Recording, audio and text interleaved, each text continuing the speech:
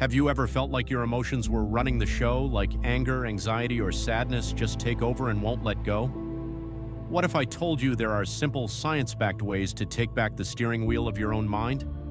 In this video, we'll break down 7 powerful tools used by neuroscientists, psychologists, and therapists that can help you understand and regulate your emotions. And the best part? These aren't abstract theories. They're practical strategies you can use right away. Let's dive in. 1. The 90-second rule. When you get triggered, whether it's anger or anxiety, it can feel endless. But neuroscientist Jill Bolte-Taylor discovered something fascinating. The actual chemical wave of an intense emotion only lasts about 90 seconds. After that, your body has cleared the stress hormones from your system. So why does it feel like emotions last longer? Because we keep replaying the story in our heads. Each time we think about the trigger, we fire up the stress cycle all over again. Here's a trick. Next time you're hit by a wave of emotion, give yourself 90 seconds. Focus on your body, your breath, your heartbeat, your muscles. Don't judge it, just observe it. You'll notice it peaks, then begins to fade, like a wave rolling back into the ocean. Number 2, name it to tame. One of the simplest ways to calm your emotional brain is to literally put your feelings into words.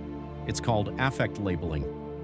When you say, "I feel anxious" or "I feel angry," something powerful happens in your brain. The act of naming the emotion activates your prefrontal cortex, the part of your brain responsible for reasoning, and decreases activity in your amygdala, the alarm system. There's even a subtle difference between saying, "I'm angry" versus "I feel angry." The first makes it your identity, the second creates distance. You're not anger itself, you're just experiencing it. Try making an emotional inventory. Instead of defaulting to, "I feel bad," see if it's actually disappointment, frustration, or nervousness. The more precise your vocabulary, the more control you gain. Number 3, calming the body's alarm system. Ever notice your heart racing or your palms sweating, even though you're not in danger? That's your sympathetic nervous system kicking into fight or flight mode. It's preparing you to face a tiger, even if the tiger is just a stressful email. The good news? You can manually trigger your parasympathetic nervous system, the body's rest and digest mode. 2 quick hacks. First, the physiological sigh.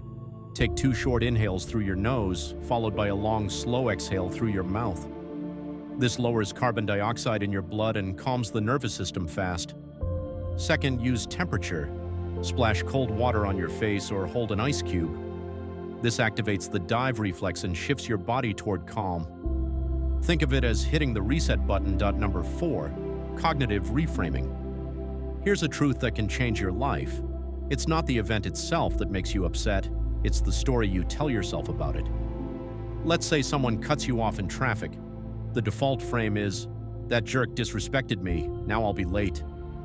Instant anger, but reframing the story might sound like, "Maybe they're rushing to the hospital. At least we avoided a crash, I'll still get there." The situation didn't change, but your interpretation did, and so did your feelings. You can practice this with a simple 3-step process. Notice the thought, ask, "Is there another way to see this?" Choose the frame that creates the least suffering. You're the author of your emotional story. Number 5, emotional contagion. Have you ever walked into a room and immediately felt tense, anxious, or drained without even knowing why? That's emotional contagion. Our brains have mirror neurons that cause us to catch the emotions of people around us.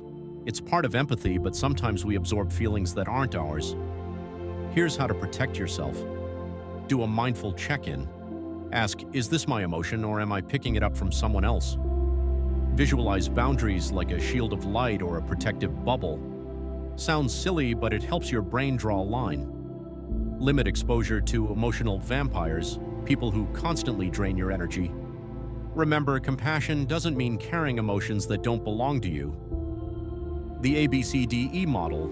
Therapists often use a framework called the ABCDE model, created by psychologist Albert Ellis to help people untangle difficult emotions. Here's how it works. Activating event, the trigger, like a rejection email. B. Belief, the thought you attach, like, "I'm not good enough." C. Consequence, the emotion and behavior that follow, like sadness or quitting. D. Dispute, challenge the belief. Is that really true?